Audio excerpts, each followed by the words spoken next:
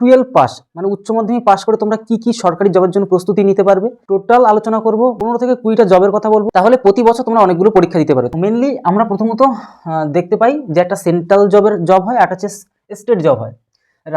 আমাদের কেন্দ্র সরকারি কিছু আমাদের সরকারি চাকরি হয়, আর আমাদের স্টেট মানে হচ্ছে রাজ্য সরকারি কিছু হয়। তো টোটাল বিষয় নিয়ে আলোচনা করবো, তোমাদের একদম ক্লিয়ারভাবে সমস্ত কিছু বলছি।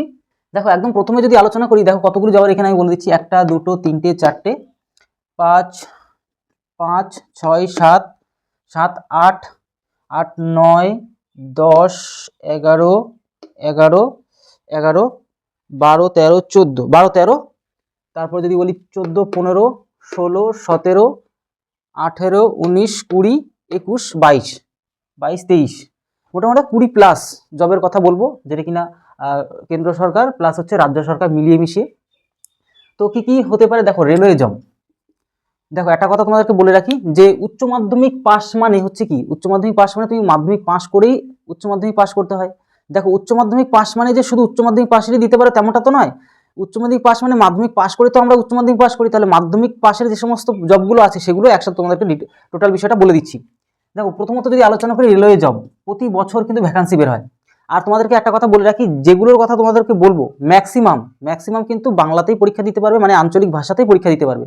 তোমার আঞ্চলিক ভাষা যেটা আমাদের যেরকম আঞ্চলিক ভাষা বাংলা, তাই বাংলাতে কথা বলছি, এই বাংলা ভাষায় কিন্তু পরীক্ষা দিতে ম্যাক্সিমাম পরীক্ষা। তোমাদেরকে বলেও দিচ্ছি রেলওয়ে যে জবগুলো, রেলওয়ের টোটাল যতগুলো পার্ট রয়েছে, যতগুলো ভ্যাকান্সি বের হয়, সব ভ্যাকান্সি তোমরা কিন্তু বাংলাতে পরীক্ষা দিতে পারবে। যেমন এএলপি অর্থাৎ কি অ্যাসিস্ট্যান্ট লোকো পাইলট, মানে লোকো পাইলটের সাথে যে যিনি অ্যাসিস্ট্যান্ট হিসেবে থাকে, প্রথমত অ্যাসিস্ট্যান্ট লোকো পাইলট হিসেবে যুক্ত হতে হবে, তারপর লোকো পাইলটে দেবে। বয়স কত হতে হবে তোমাদের, 18 থেকে 30 বছর হলে অ্যাপ্লাই করতে পারবে। আর মাধ্যমিক পাস, শুধুমাত্র মাধ্যমিক পাস করলেই কিন্তু এটা করতে পারছো। এবং সাথে সাথে কি করতে হবে, আইটিআই অথবা বিটেক তোমাদের যদি কমপ্লিট করে রাখতে পারো তাহলে কিন্তু হচ্ছে। আইটিআই মানে কি ইন্ডাস্ট্রিয়াল ট্রেনিং ইনস্টিটিউট আইটিআই, আর বিটেক মানে কি ফুল ফর্ম কি ব্যাচেলার অফ টেকনোলজি। তো এই দুটো তোমাদের সাথে সাথে মাধ্যমিক পাসের সাথে সাথে কিন্তু তোমাদের এই কোর্সগুলো করে রাখতে হবে। এবার আমরা দেখবো রেলওয়ের আরেকটা যে সাইট রয়েছে সেটা হচ্ছে গ্রুপ ডি। এটা 18 থেকে 33 বছরের মধ্যে হলে তোমরা করতে পারবে, এটাও কিন্তু কি মাধ্যমিক পাস হলে তোমরা করতে পারছো। এটার 3টে ধাপ হবে, কিরকম সিবিটি 1 পরীক্ষা হবে, তারপর ফিজিক্যাল হবে, আর লাস্টে মেডিকেল। এই 3টের প্রসেসের মাধ্যমে তোমরা টোটাল বিষয়টা কভার করতে পারবে। এরপরে আমরা চলে আসবো এনটিপিসি রেলওয়ের আরেকটা গ্রুপের যে জব, সেটা হচ্ছে এনটিপিসি অর্থাৎ নন টেকনিক্যাল পপুলার ক্যাটাগরি। এটার মধ্যে তোমরা অনেকগুলো মানে রেলওয়ের যে সমস্ত অফিসিয়াল কাজগুলো হয় তোমরা এই এনটিপিসি থেকেই হতে পারবে। যেমন টিকিট কালেক্টর, টিকিট তোমার ক্লার্ক, মানে টিটি, গুড গার্ডস, এগুলো তোমরা হতে পারবে এখান থেকে। এখানে কিন্তু মাধ্যমিক পাস প্লাস গ্র্যাজুয়েশন কমপ্লিট, মানে উচ্চ মাধ্যমিক, এখানে তোমরা উচ্চ মাধ্যমিক পাস প্লাস গ্র্যাজুয়েশন কমপ্লিট করলে হতে, মানে তোমরা উচ্চ মাধ্যমিক পাস করলে তোমরা পারবে। এখানে বয়স কত লাগছে, 18 থেকে 30 বছর হলেই কিন্তু হয়ে যাচ্ছে। এইবার রেলওয়ের আরেকটা আমাদের সাইট কি আরপিএফ অর্থাৎ রেলওয়ে প্রোটেকশন ফোর্স। এটা কি শুধুমাত্র মাধ্যমিক পাস করলে করতে পারছো। 18 থেকে 25 বছর যদি হয়ে থাকে তাহলেই পাবে। এখানে সিবিটি পরীক্ষা হবে, মানে কম্পিউটার বেস টেস্ট, মানে কম্পিউটারে প্রশ্ন থাকবে, সেখানে পরীক্ষা দিতে হবে ক্লিক করে করে। এবার পিইটি অর্থাৎ ফিজিক্যাল এফিসিয়েন্সি টেস্ট, আর পিএমটি মানে ফিজিক্যাল মেজারমেন্ট টেস্ট, লাস্টে হচ্ছে ডিভি মানে ডকুমেন্ট ভেরিফিকেশন হয়ে তোমাদের টোটাল প্রসেসটা কমপ্লিট হবে। তাহলে বুঝতে পারলে মোটামুটি রেলওয়ের আমরা আরও কিছু পোস্ট রয়েছে, মানে টোটাল এগুলো হচ্ছে মেন পোস্ট। মানে এখান থেকে বিভিন্ন ধরনের সাইড হতে পারে, যা এএলপি যেটা কিনা assistant loco pilot, group D, আর এনটিপিসি আর আরপিএফ। এই মোটামুটি এটা হচ্ছে, এই 4টে হচ্ছে প্রধান। এইবার আমরা চলে যাব এসএসসি যে সমস্ত রিক্রুটমেন্টগুলো বের হয় অর্থাৎ স্টাফ সিলেকশন কমিশন। এবার এসএসসি বলতে কি যে এসএসসি জিডি একটা পোস্ট বের হয়, সেটা হচ্ছে মাধ্যমিক পাস হলেই হবে, 18 থেকে 23 বছর হতে হবে, আর তোমাদের এক্সাম হবে, আর মাঠ হয়ে তোমাদের টোটাল কমপ্লিট প্রসেসটা ক্লিয়ার হবে। আর তাছাড়া এর যে পার্ট ওয়াইজ তোমাদের প্রত্যেকটা ভিডিও বানানো আছে, সেখানে কি প্লেলিস্টে যাও তোমরা সমস্ত কিছু পাবে, প্লাস তোমাদের পাশে দেখিয়েও দিচ্ছি, এখানে তোমরা গিয়ে ক্লিক করো, প্লেলিস্টে যাও, গিয়ে তোমরা ক্লিক করে সমস্ত চাকরির যা মানে আলাদাভাবে চাকরির সমস্ত ডিটেলস দেওয়া আছে ওখানে গিয়ে দেখতে পারবে। যেমনটা এসএসসি জিডি মাধ্যমিক পাস, আর এটা তো বললাম। এবার এসএসসির আরেকটা পোস্ট বেরোয় যেটা SSC MTS multi tasking staff. মাধ্যমিক পাস হতে হচ্ছে, 18 থেকে 27 বছরের মধ্যে হলে অ্যাপ্লাই করতে পারবে।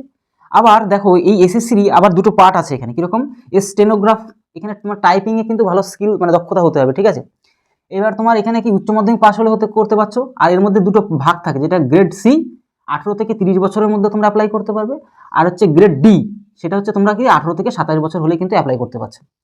আর একটা সিলেকশন পোস্ট, মানে এটা কি বিভিন্ন ধরনের যেরকম 11, 12 এর থেকে তোমাদেরকে নেওয়া হবে, সেখানে তোমার এখানে সিলেকশন পোস্ট মানে বিভিন্ন পোস্ট ওইখানে নেওয়া হয়।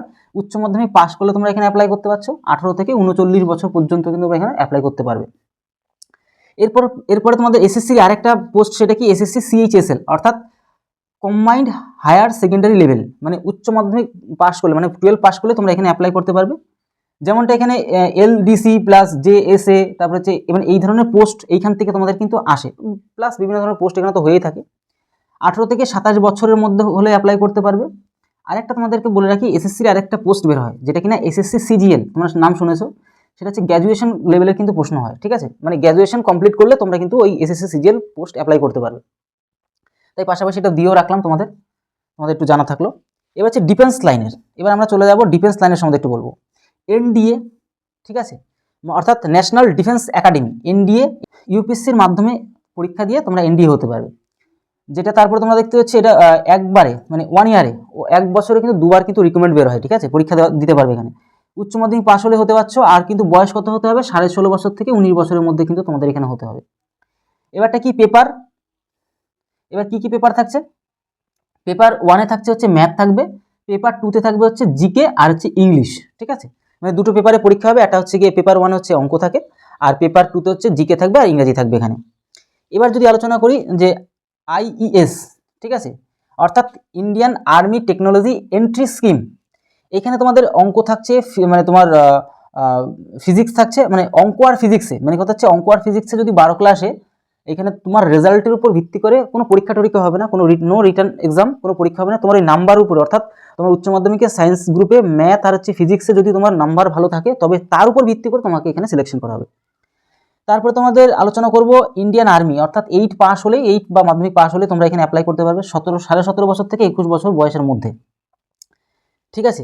এবারটা কি, এবার তোমাদের এই পাশে ইন্ডিয়ান আর্মি এখানে জায়গা ধরে এই পাশে তোমাদেরকে বলে দিচ্ছি ইন্ডিয়ান আর্মি, এখানে ট্রেডম্যান, ঠিক আছে। এবার যেটা কিনা আমরা অগ্নিবীর হিসেবে আমরা এখন জানতে পাচ্ছি, ট্রেডম্যানে আমাদের কি রয়েছে, এখানে আমার 8 পাসে তোমাদের 33% নাম্বার হতে হবে তবে অ্যাপ্লাই করতে পারবে। আর যে সোলজারের জিডি সেটা হচ্ছে গিয়ে 10 পাস হতে হবে প্লাস তোমার 45% নাম্বার কিন্তু থাকতে হবে মাধ্যমিকে, ঠিক আছে। আচ্ছা, এবার হচ্ছে ক্লার্কের উচ্চ মাধ্যমিক পাস হতে হচ্ছে ক্লার্ক পোস্টের জন্য, এবং এর পাশাপাশি টেকনিক্যাল পোস্টগুলো কিন্তু আছে। এবার সাবজেক্ট কি থাকবে, দেখো মেন সাবজেক্ট এই যে এত তোমাদের টোটাল বিষয়গুলো যে দেখাচ্ছি, টোটাল পোস্টগুলো দেখাচ্ছি, মেন 3-4টে সাবজেক্ট থাকে, সেগুলো ভালো করে পড়লেই হবে। কীরকম, যেমনটা অঙ্ক, রিজনিং, জিকে আর ইংলিশ, মানে এই 4টে অংশ যদি ভালো করে, এই 4টে সাবজেক্ট ভালো করে যে কোনো পরীক্ষার জন্য ম্যাক্সিমাম মানে 99%ই কিন্তু এই 4টে সাবজেক্টের উপর ভিত্তি করে কিন্তু পরীক্ষা হয়, যেমন অঙ্ক, রিজনিং, জিকে আর ইংলিশ, বুঝতে পারলে। এবার আমরা একটু আলোচনা করব আমাদের স্টেট জব নিয়ে, রাজ্য সরকার যে সমস্ত চাকরির পরীক্ষাগুলো আছে, যেরকম সবার প্রথমে যদি আলোচনা করি পিএসসি অর্থাৎ পাবলিক সার্ভিস কমিশন, ঠিক আছে। এইখানে আমরা কি দেখতে পাচ্ছি, যেরকম আমাদের এখানে রাজ্য সরকারের পিএসসি হয়, আবার কেন্দ্র সরকারের এসএসসি হয়, ঠিক আছে, এটা স্টাফ সিলেকশন কমিশন, ঠিক অনুরূপ আমাদের রাজ্য সরকারের পিএসসি অর্থাৎ পাবলিক সার্ভিস কমিশন। এখানে দেখো ক্লার্কশিপের যে এক্সামটা কিছুদিন পরে হওয়ার কথা আছে, এই ক্লার্কশিপের এক্সামগুলো হয় স্টেট লেভেলে, এটা মাধ্যমিক পাস লেভেলের পরীক্ষা। ফুড এসআইও আমাদের মাধ্যমিক পাস লেভেলের পরীক্ষা হয়। এরপরে দেখো গ্রাম পঞ্চায়েত, এখানে আমাদের কথা শুধুমাত্র 8 পাস বা মাধ্যমিক পাস হলে তোমরা করতে পারবে এখানে অ্যাপ্লাই। তারপরে আইসিডিএস সুপারভাইজার আমাদের রাজ্য সরকারের একটা পোস্ট। তারপর পুলিশের কথা যদি বলি, পুলিশের ডাব্লিউবিপি পুলিশ যেটা কনস্টেবল প্লাস এসআই, এই দুটো পোস্টের জন্য তোমরা মাধ্যমিক পাস করলেই করতে পারছো। তারপরে মাধ্যমিক পাস করে করতে পারো মানে কি 12 পাস করে করতে পারো, একই ব্যাপার। এবার আমাদের কেপি অর্থাৎ কলকাতা পুলিশ কনস্টেবল এবং এসআই, মাধ্যমিক পাস করলে তোমরা করতে পারছো। তারপরে ডাব্লিউবি এক্সারসাইজ কনস্টেবল, এটাও তোমরা মাধ্যমিক পাস করলে মানে আবগারি পুলিশ যেটা মাধ্যমিক পাস করলে করতে পারছো। তারপর হচ্ছে এলসি জেপি। তারপর পাশাপাশি তোমার টিচারের যদি পোস্টের কথা বলি আমি, তারপরে বিএড, এখানে কি টিচার পদে আমাদের মাধ্যমিক পাস করলেই তো হচ্ছে, প্লাস তার পাশাপাশি কি সমস্ত কোর্সগুলো করতে হবে, সেটা হচ্ছে বিএড আর ডিএলএড, এই সমস্ত কোর্স করলে তোমরা কিন্তু এই টিচার পদেও যুক্ত হতে পারবে, ঠিক আছে, upper primary, lower primary plus high স্কুলের টিচার। তো টোটাল বিষয়গুলো আলোচনা করলাম, প্লাস আলাদা আলাদা ভিডিও বানানো আছে প্রত্যেকটা পোস্টের, তোমরা সেখানে গিয়ে দেখো আলাদা আলাদাভাবে ভালো করে ডিটেলসে দেখতে পারবে। প্লাস একটা ভিডিওতে এত কিছু তো বলা সম্ভব না, মোটামুটি কী কী জবের জন্য তোমরা প্রস্তুতি নিতে পারবে মাধ্যমিক প্লাস উচ্চ মাধ্যমিক পাশেই টোটাল বিষয়টা আলোচনা করে দিলাম। প্লাস এগুলো হচ্ছে প্রধান, মানে এগুলো ম্যাক্সিমাম ক্ষেত্রে দেখা যায়। তবে একটা কথা কি, এই যে এই সেন্ট্রাল জবের যেগুলো আমি তোমাদেরকে কথা বললাম, প্রতি বছরই কিন্তু রিক্রুটমেন্ট হয়। রাজ্য সরকারের তো এমনি সমস্যা হয়, মানে কোনো বছর মানে ম্যাক্সিমাম পরীক্ষাতে পেপার লিক হয়ে যায়, প্রশ্ন ফাঁস হয়ে যায়, তার জন্য ওই বছরকে বছর একটা পরীক্ষা কিন্তু কি ঘুরতে ঘুরতে 10 বছর, 15 বছর, 5 বছর, মানে এরকম 5 বছরের আগে কোনো রেজাল্ট ঠিক মতন আসতে চায় না। তবে এখন কি যে পুলিশের পরীক্ষাগুলো কিন্তু একটু স্বচ্ছ দেখতে পাচ্ছি যে বছরে বছরে কিন্তু নিয়োগ হয়ে যাচ্ছে। তো এছাড়া তোমাদের পাশাপাশি একটা কথা বলবো যে যেহেতু আমি আমাদের এই চ্যানেলে মানে ফ্রেন্ডলি কম্পিটিটিভ চ্যানেলে তোমাদের এই চ্যানেলে অঙ্কটাকে ভালো করে শেখাই, অঙ্ক রিজনিং প্লাস পাশাপাশি কমিউনিটি পোস্টে জিকের প্রশ্নগুলোও তোমাদেরকে দিই, সেগুলো তোমরা ফলো করো। নতুন যদি হয়ে থাকো অবশ্যই আমার চ্যানেল সাবস্ক্রাইব করে বেল আইকনে প্রেস করে রাখো। এছাড়া পরবর্তীতে এরকম ধরনের হেল্পফুল ভিডিও নিয়ে আসবো। তাহলে ভিডিওটি এই রইলো, তত সময় সবাই ভালো থেকো।